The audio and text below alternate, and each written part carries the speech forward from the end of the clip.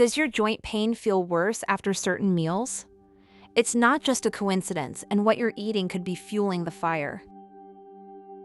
For millions of people living with achy joints, whether from arthritis or just general wear and tear, food isn't just about energy.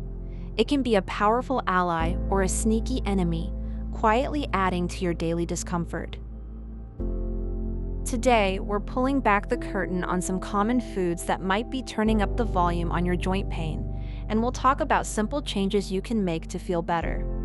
Many folks don't even realize the connection, but once you do, it can change everything. Think about it like this. Your body is constantly trying to keep things balanced. When certain foods come in, they can set off an alarm, kicking your body's defense system called inflammation into overdrive. While inflammation is good for healing a cut, ongoing, low-level inflammation inside your body can seriously bother your joints. It's like having a tiny, invisible fire constantly burning around your knees or fingers. One of the biggest troublemakers is sugar and all its sneaky forms. We're talking about more than just candy. Things like sugary drinks, pastries, white bread, and many breakfast cereals are packed with refined sugars and carbs. When you eat these, your blood sugar quickly rises, and that spike can trigger your body to release substances that cause inflammation. Imagine pouring gasoline on that tiny fire around your joints. That's what sugar can do. Even some healthy-sounding snacks can have a lot of added sugar, so it's always good to check the labels. Next up are processed foods and unhealthy fats. Think about fast food, packaged snacks, frozen dinners, and anything with partially hydrogenated oil in its ingredients.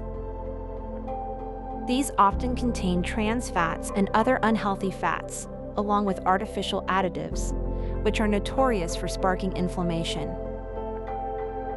Your body struggles to process these man-made ingredients, and it responds by creating more inflammatory chemicals. It's like your body is saying, "What is this? I don't know how to handle it," and then gets upset. Then we have certain vegetable oils. While some oils are great for you, others, like corn oil, soybean oil, and sunflower oil, are very high in something called omega-6 fatty acids. Now, we need some omega-6, but in our modern diets, we often eat too much of it compared to omega-3 fatty acids, which are anti-inflammatory. This imbalance can push your body towards a more inflammatory state. It's all about getting the right mix. Now, let's talk about red meat and dairy. For some people, these foods can also contribute to inflammation. Red meat contains a compound that, when broken down, can make inflammation worse in sensitive individuals. And while dairy is a good source of calcium, some people find that milk products can aggravate their joint pain due to certain proteins they contain. Finally, alcohol can also be a culprit. Excessive alcohol consumption can increase inflammation throughout the body and make joint pain worse. It dehydrates you and can interfere with the body's natural healing processes. The challenge here is that everyone is a little different. What bothers one person might not bother another. The good news is that you have the power to figure out what works for you. It's not about completely giving up everything you love forever, but about becoming a food detective. Start by noticing patterns.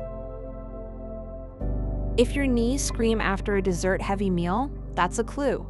If your hands swell after a weekend of processed snacks, pay attention. The key moment here is understanding that your diet is a tool.